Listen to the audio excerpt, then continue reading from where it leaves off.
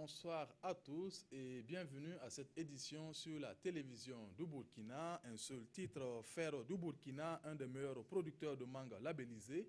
Et l'objectif de l'association interprofessionnelle Mangue du Burkina. Les acteurs du domaine sont en concertation à Bobo Dioulasso pour améliorer la productivité des manguiers et surtout mettre en place des stratégies de conquête de nouveaux marchés.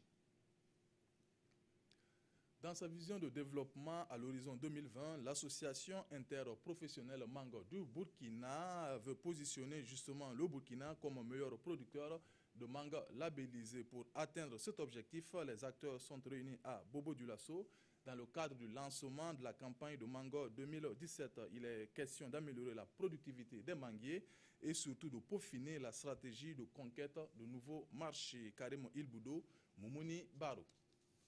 C'est parti pour la première édition du lancement de la campagne Mangue 2017 au Burkina Faso. Cette année, l'association interprofessionnelle Mangue du Burkina, APROMAB, a décidé de mettre de l'ordre dans la filière avec une innovation.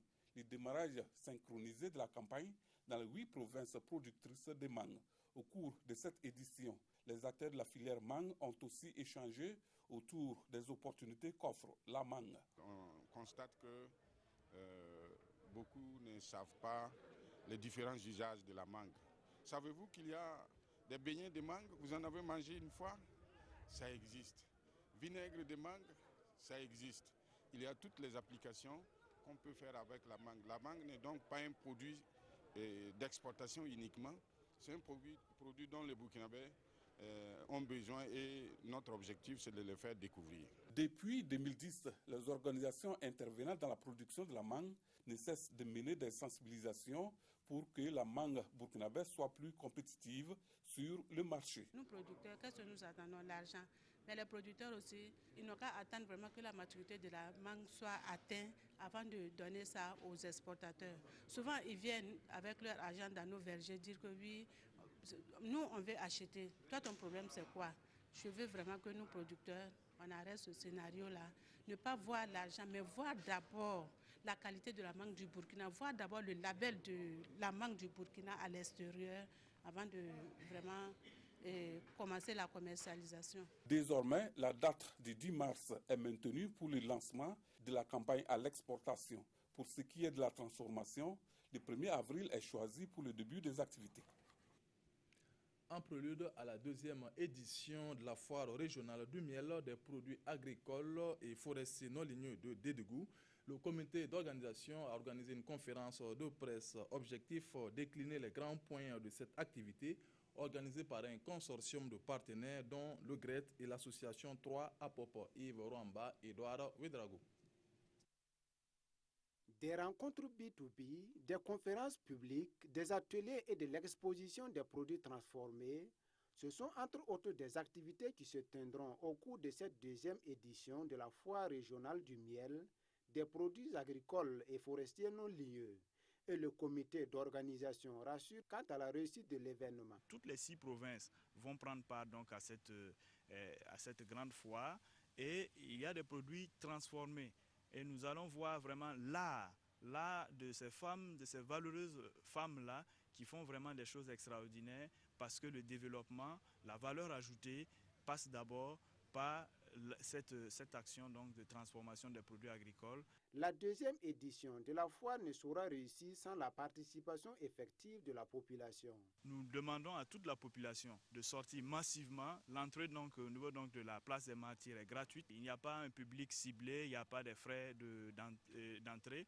Donc sortez massivement pour que cette foire, qui est la vôtre, soit une réussite parce que c'est une grande première au niveau de la boucle du Moun. Cette foire se tiendra sous le thème « Professionnalisation des acteurs, amélioration de la qualité des produits pour un marché exigeant ». L'origine, l'histoire et la culture du Goulmou sont les thématiques abordées au cours d'un panel dans le cadre des 72 heures du Goulmou tenu à la Maison du Peuple. Comme il fallait s'y attendre, le sujet qui a retenu l'attention était sans doute la géomancie. Daouda Ouattara, Omar Zombré. La géomancie, un pan de la culture gourmatier décortiqué ici par les historiens et chercheurs au cours d'un panel. Un panel organisé à l'occasion des 72 heures du Goulmou et qui a pour thème l'histoire, géomancie et mathématiques. Il est tout à fait normal que chacun connaisse sa culture. Donc après, nous allons en réalité éditer un document de synthèse qui va reprendre toutes ces conférences-là.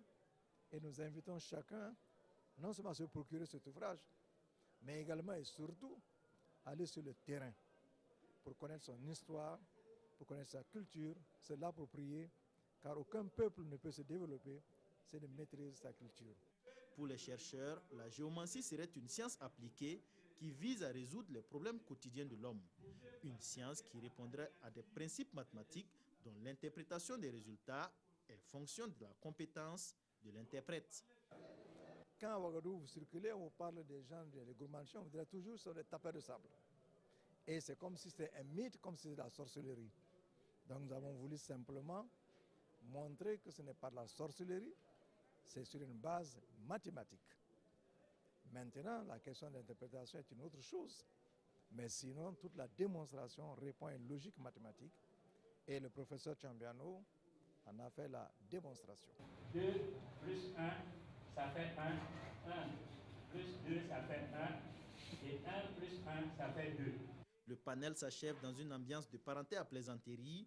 Et comme il fallait s'y attendre, les Yarcés ont été invités à faire un tour à Fada pour une petite initiation à la géomancie.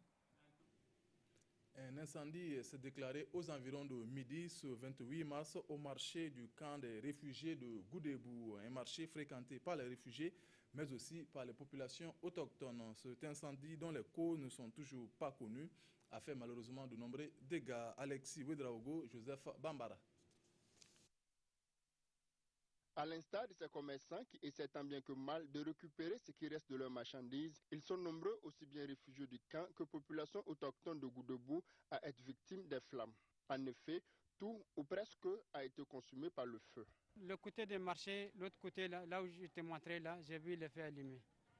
C'est pas duré, ça a pris les autres hangars. Nous, on a commencé à enlever un peu, jusqu'à s'arriver, on a quitté les lieux. Je ne sais pas si c'est allumette ou c'est briquet ou bien c'est quelque chose, moi je ne connais pas.